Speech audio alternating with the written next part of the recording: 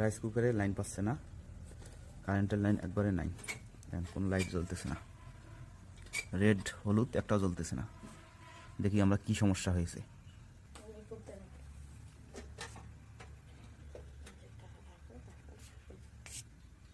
সম্ভবত এর ফিউজটা গেছে কেটে, দেখি ফিউজটা চেঞ্জ করে দেখি।